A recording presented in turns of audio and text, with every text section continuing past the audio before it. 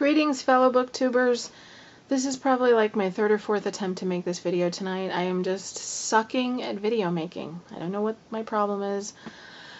I'm gonna blame my hair. I'm not used to the hair. Yeah, so it's reading update time. It's been about 2.5 weeks since my last update, and in that time I've read 5 1/4 books. Yeah, so let's start off with the book that I wasn't able to finish, which was Ashfall by Mike Mullen. I got about 30 to 35% into this book and I just gave up on it. It's not that I hated it. I didn't. I mean, it was a decent story. I just couldn't focus on it. So I'm sure at some point I'll probably end up trying to go back and read it all the way through. Yeah. Next up, a book that I actually did read and finish was Enclave by Anne Aguiari. It's probably not even close to how you say her name, and I apologize. This book is about a girl named Deuce who lives in the sewer system of a post-apocalyptic New York City. And all the sewer system is broken up into separate little enclaves that are all run independently of each other. And pretty much the only thing they have in common is that they're all battling these zombie-like creatures that they call freaks. And Deuce is a hunter, and she's paired up with this guy who's also a hunter named Fade. And one day, Deuce decides to pull a Katniss and decides to sacrifice herself in place of someone else, and she is banished from the underground and sent topside. And it's pretty much considered a death sentence because nobody thinks anyone can survive up there. And Fade decides to go with her because he actually used to live topside before he came down into the tunnels. I loved this book. I don't know what I was expecting, but it ended up being so much better than I could have ever anticipated. I loved almost everything about the book. My only complaint was the sort of ridiculous, completely forced feeling love triangle that happened towards the end of the book. It was actually a love quadrangle when you stop and think of it. But the only reason I didn't like it was because it was completely unrealistic, because the other guy involved, there's no way in hell that I could ever believe that Deuce would ever have any feelings for this guy, considering his actions previously in the book.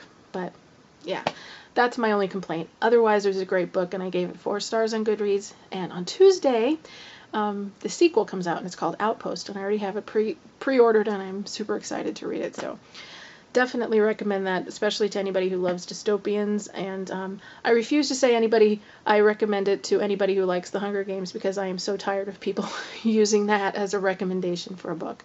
But yeah, get it and read it. It's just fantastic. Okay, the next book I read was Supernaturally by Kiersten White. This was the second book in the Paranormalcy series, and if you watched my last update video, you know how much I love Paranormalcy. This book pretty much takes off where Paranormalcy ended. Evie she pretty much got her wish to be a normal girl. She's going to high school. She's rooming with her vampire friend. And of course she ends up getting sucked back into the paranormal world. I'm not going to really say any more about it than that because I don't want to spoil it to anybody who hasn't read it yet.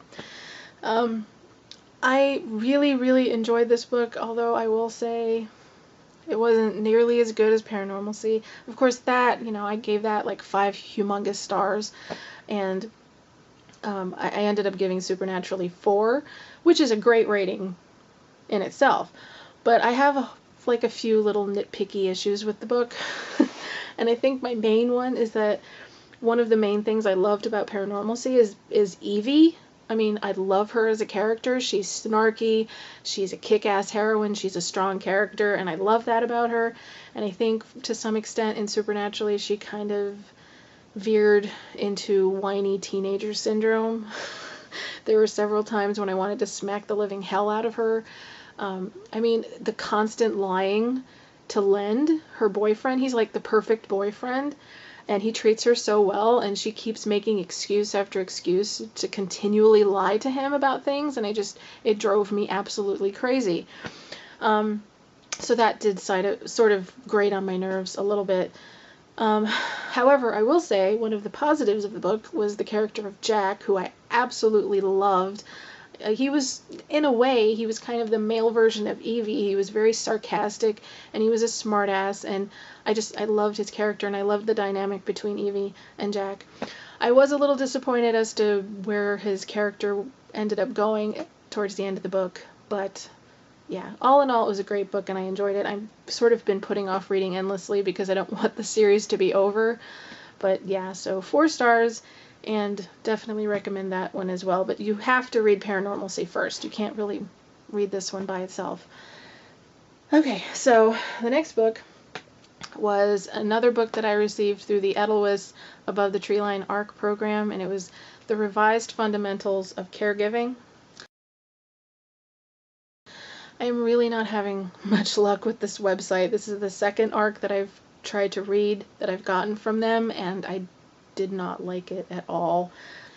It's about this guy who is unemployed. He just got a divorce, and he ends up taking these classes to become, I guess, like a nurse's aide.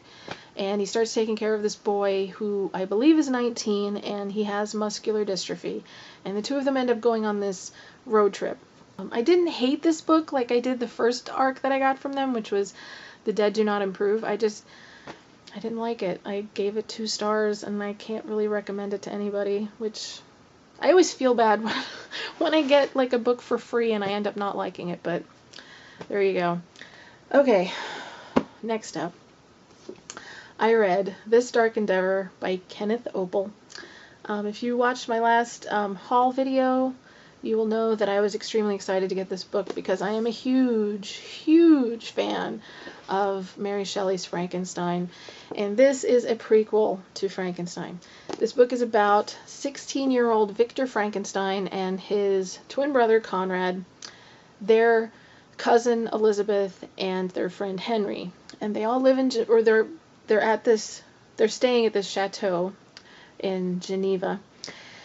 And one day, Victor, Henry, and Elizabeth discover this secret passageway that leads down into this tunnel that takes them to this library, which they end up calling the Dark Library.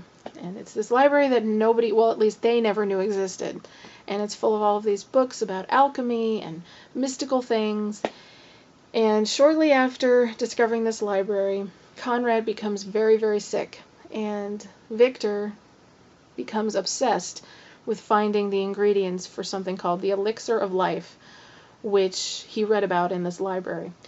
And so Victor, Henry, and Elizabeth go on this quest to try and track down these 3 ingredients, and they're helped by this sort of legendary alchemist. This was one of those books that, like one of my favorite books of all time, Warm Bodies by Isaac Marion, it was actually optioned for a movie before the book was even published, and I can definitely understand why, because it reads very, very, very cinematic. It has a very cinematic style. It's packed with action. I mean, there's not a dull moment in this book. It's less than 300 pages, but this book just absolutely flies by.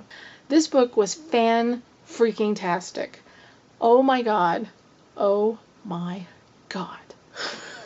I had extremely high expectations for this book, as you probably could kind of tell, and this book exceeded every single one of my expectations. It was so amazing, you guys. Oh my lord. I love Kenneth Oppel's writing style. He captures the gothic feel of this book absolutely perfectly down to a T.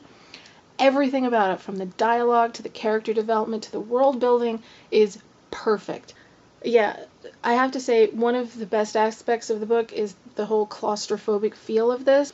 The house that they're staying at feels very isolated, not to mention the whole, library underneath the house that's a secret.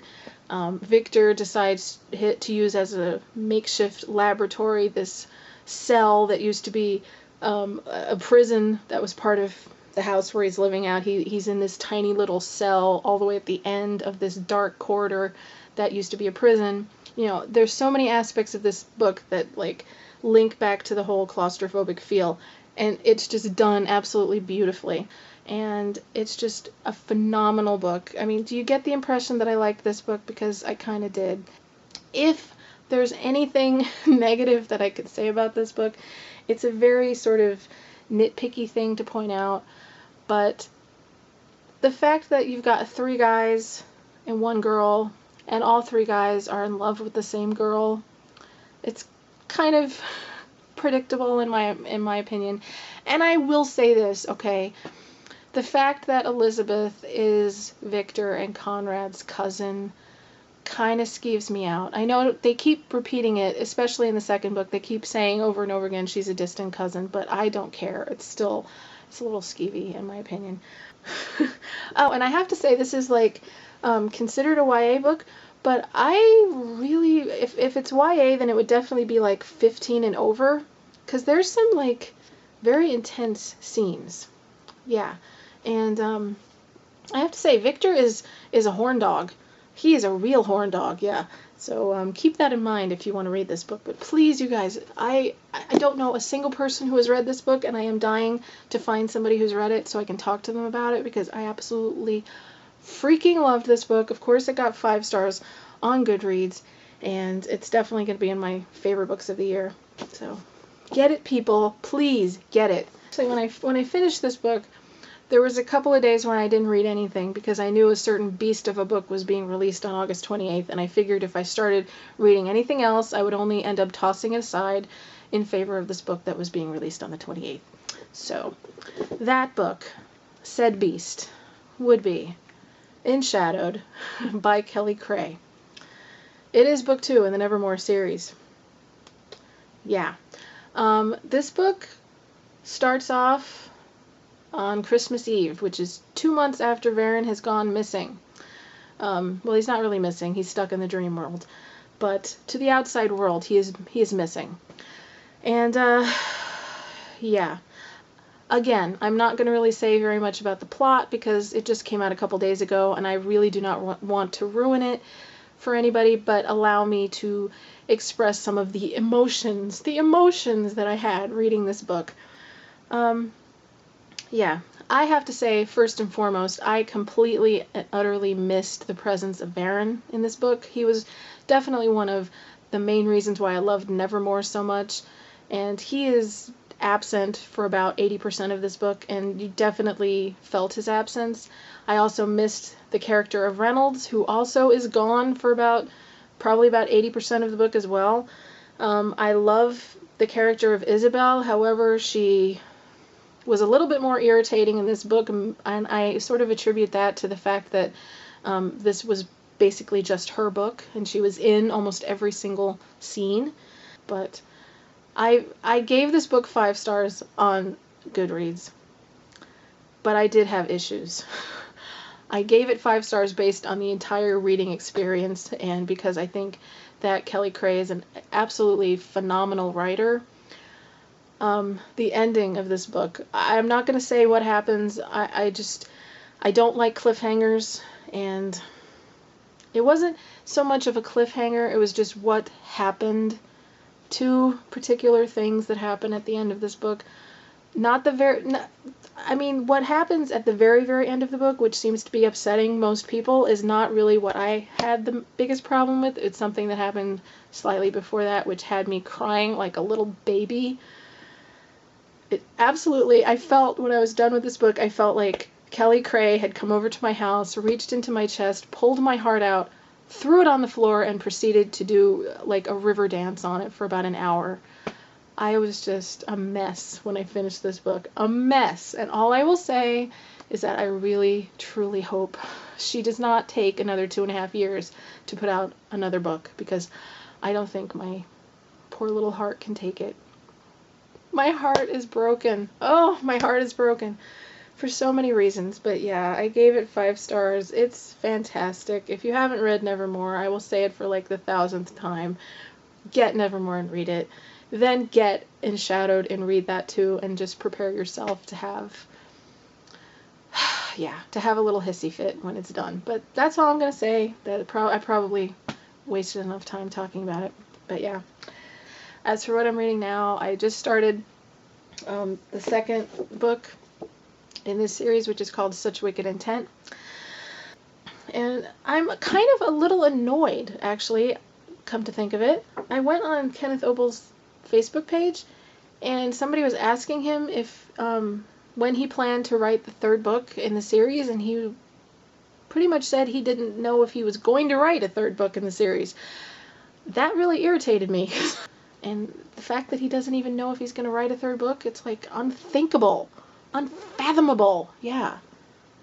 What is wrong with you? You have to write a third book. I'm not even done with the second book, and I'm insisting that you write a third book. So there. I am in such a weird mood.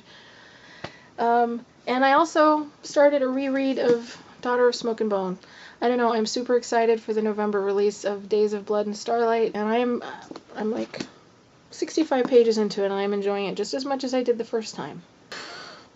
I'm done babbling. I'm going to edit this video as best as I can and get it uploaded, and I hope all of you have a lovely Labor Day weekend. I have to work. I will be working straight through until Wednesday, which will be my 11th day in a row that I have worked. So yeah, go me. I'll be having a fantastic weekend. Yeah, so have fun, you guys, whatever you decide to do this weekend, and I will talk to you guys soon, and until next time, happy reading.